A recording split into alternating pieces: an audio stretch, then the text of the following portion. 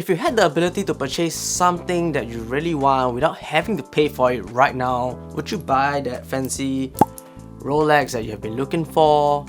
Or maybe a new phone, a branded bag, or maybe a 5-star hotel stay just to unwind? What else would you buy if money wasn't the limit? And let's get started.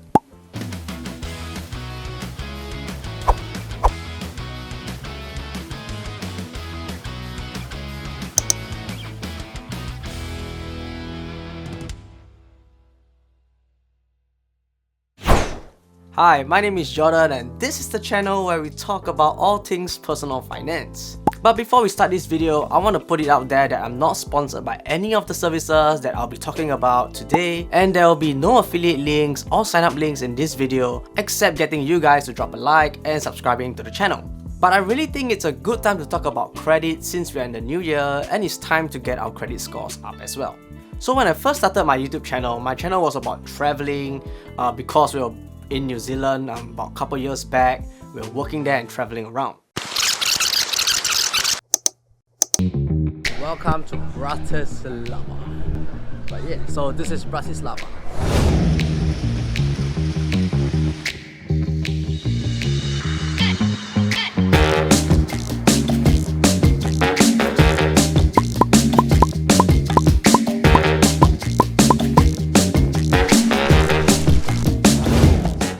And in New Zealand, while shopping, we came across a startup promoting a buy now, pay later program.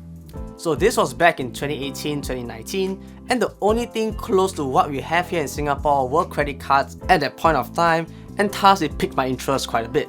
And in recent years, buy now, pay later has made its way to Singapore in the last couple of years during the COVID period, and it's pretty popular for the younger generation to leverage on these fintech services to break down payments for larger purchases over time.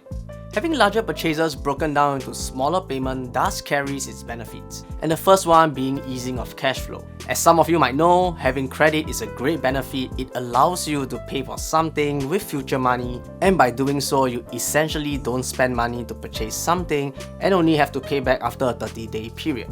So for example, if you have a huge medical bill, having credit will enable you to pay for the bills first and subsequently claim insurance which would reimburse you the medical fees that were involved. As compared to without credit, this might put you into a hot spot because you have to fork up a huge sum of money which can range from hundreds to thousands of dollars or even $10,000s of dollars depending on the treatment. And without credit would mean that you won't have good credit score as well. So if you're wondering what the hell a credit score is, basically it's a table that shows the default rate that you might have.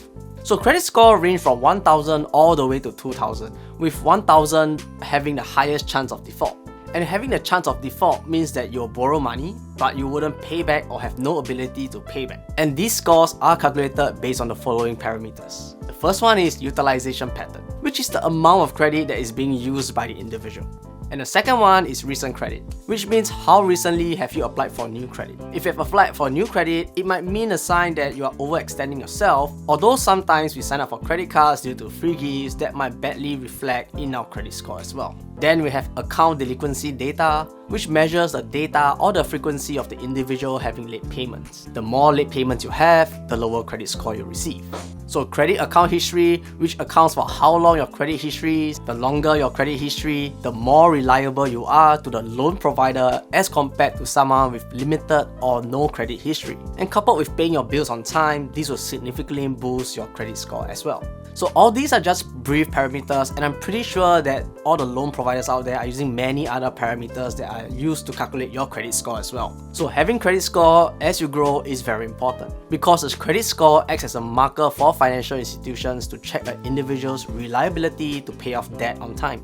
And if your score is low, it might mean it's time to start improving it as well. Because with lower credit score, financial institutions might not approve loans to the individual. Or in cases where they approve those loans, it will be loaned out at a higher interest rate, which doesn't benefit the individual at all.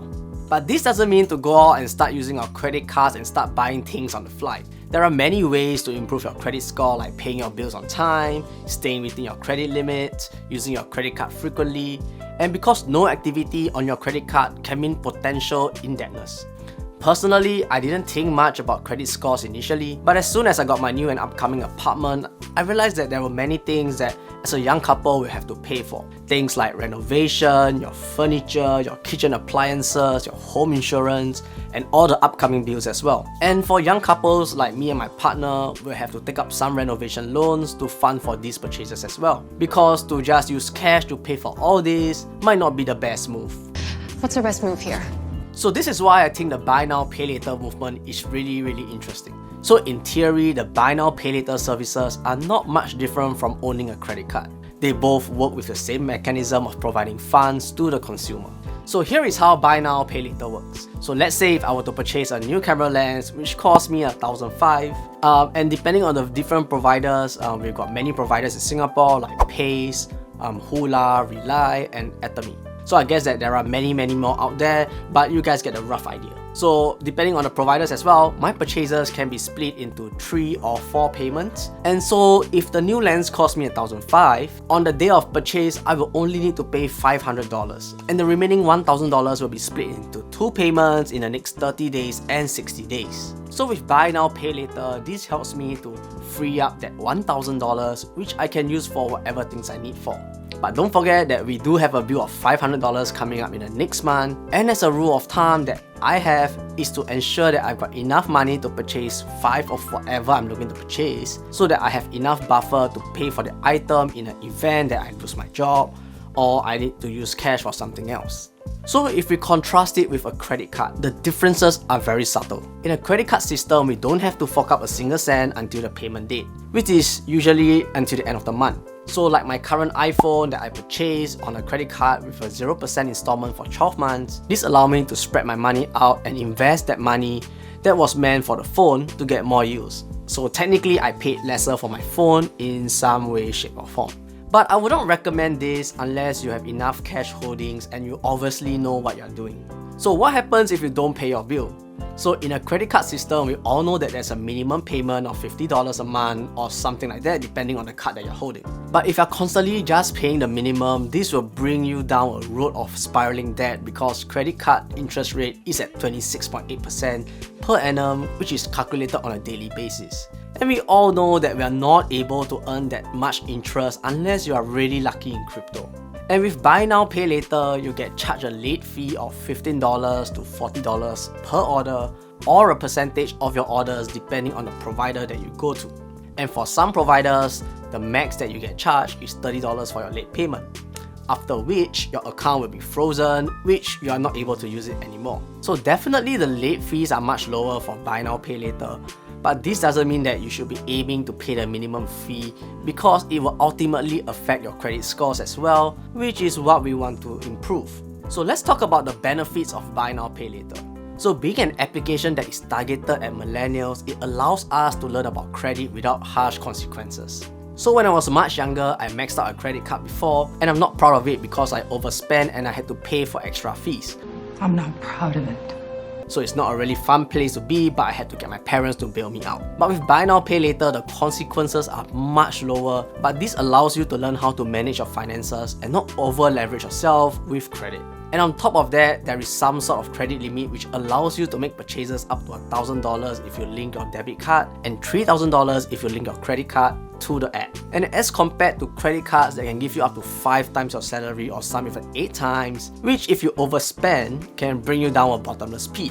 And buy now pay later also allows younger generation to gain knowledge on financial literacy and learn how to properly manage your finances. But on the flip side, with an easier entry to credit facilities like this, it can lead to individuals over-leveraging by signing up with multiple platforms and overspending on various merchants, which can lead them into a rabbit hole of debt. And because buy now pay later platforms will need to work with merchants to accept their mode of payment, there might be some items that you want to purchase from a particular merchant, but that merchant might not have buy now pay later services attached to their products. So this is where credit cards will come in handy because most merchants these days do accept major credit card facilities as a mode of payment. Lastly, when it comes to credit or utilizing credit, it can give someone a false sense of affordability. With credit, it becomes a sword, like it can be used to kill or it can be used to save as well. So when credit is used well, it can build great financial knowledge for yourself. However, if it's not managed well, it can give us a false sense of being able to afford things that we might not be able to afford for. So for example, for some, when credit is given, they might end up purchasing luxury items which are not needed and end up paying for for things that don't pay interest or add value to their life, other than looking good for the gram. So I do know some people who max out credit cards to portray a life of fun and enjoyment just for the gram. So when it comes to managing credit, we really got to put our foot down to see what's really needed and how to utilize these funds properly to improve our lives and not let it ruin our lives. So as the saying goes, if you cannot afford 5 of it, do not purchase it. And this is a number that I follow, but everyone has their own number because we've got different financial situations and different backgrounds as well. But at the end of the day, I do hope that everyone that watches this video can improve your own credit scores so you can get the best rates for loans when you need one and become more trustworthy towards the financial institutions. And as promised, there are no links to click on this video, but I do hope that you guys can drop a like and subscribe if you haven't. And I'll see you in the next video.